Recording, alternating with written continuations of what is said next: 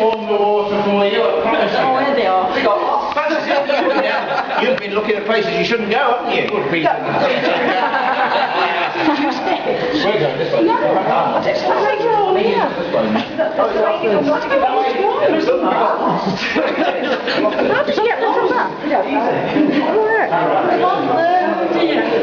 What's that? We found it.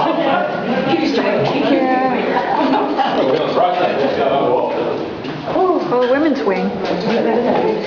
This looks fine.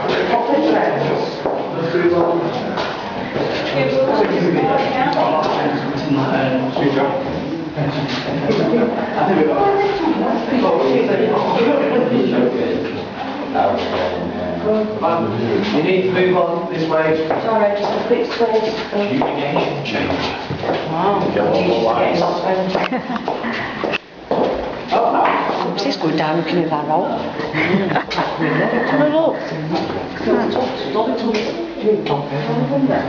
It's women's way. Yeah, we've been down here.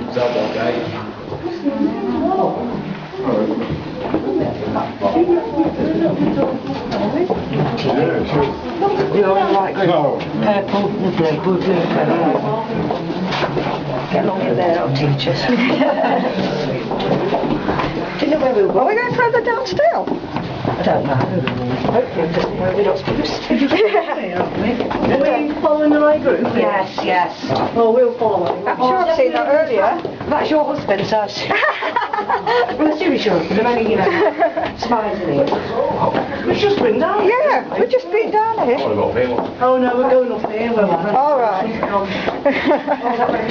Oh. Yeah. Oh. Oh no, the exercise yard. It looks a bit modern, don't it? Oh, yeah. I reckon. Yeah. Oh, here we go. This is more like it. Gallows. All right. This is more like it. Not you all. Oh, sorry. Any missing? Any gone down some more? No, we're not. Oh, you're all there. Jolly good. This is the replica, obviously, of the gallows that was used. It wouldn't be here. It would be in front of the building, as you can see on this picture here. Right in front, on the steps. And everybody in high pavement, of course, because again, you see, if you committed a crime in a village, I don't know, think of a village, whatever village it is, doesn't matter. All the people from your village, all the people from all the surrounding villages travelled to Nottingham on the day of your execution to watch. Everybody came to see you. And of course the people of Nottingham came as well. They had hanging days. So vast amounts of people turned up to watch a public execution. The gallows actually would be 10 feet high, and the crowd would be watching. And obviously the closer you got, the better. They wanted you much convulsed. They wanted you to kick and writhe. Your hands were tied in front, not at the back. Your legs weren't tied. And so the first thing that happened when either the cart pulled away or the trapdoor went, you went up to the rope and you were clawing at the rope with your hands. Your legs were kicking because you see, the rope was tight. It wasn't, when I say tight, there was no loop, no drop, until 1870, when a guy called William Marwood from Horncastle in Lincolnshire realised that if he gave you a bit of slack, for want of a better word, in other words, if the rope was loose, when the trapdoor opened, you flew through the trapdoor and then the rope gathered, and the idea was to sever between the second and third vertebrae, bringing about instantaneous death. But Mr. Marwood, clever as he was, only measured his victims, he didn't weigh them.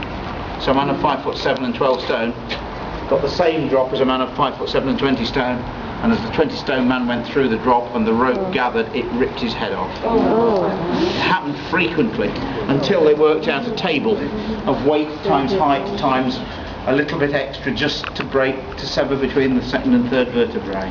But it took a long time before they got it right. So we're talking of people still being strangled to death or decapitated on the gallows.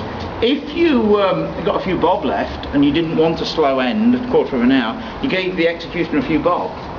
He would then climb up the ladder and he'd shin along the beam and he'd stand on your shoulders and push.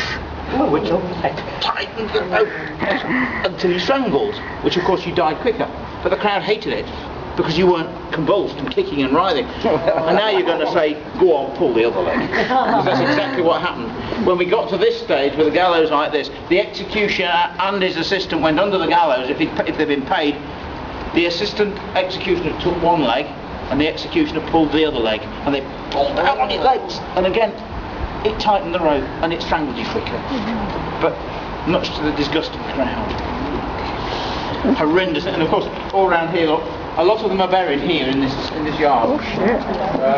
Yeah, underneath these of course are pretty new, these flagstones, but a lot of people were buried in unconsecrated ground, especially murderers and anybody else who nobody wanted their body.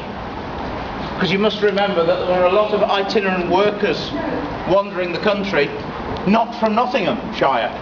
So when they were hanged, they may well have been from, I don't know, Ayrshire. Nobody wanted their bodies, so they buried them here in unconsecrated ground. Awful thoughts. On we go. I think it's this way.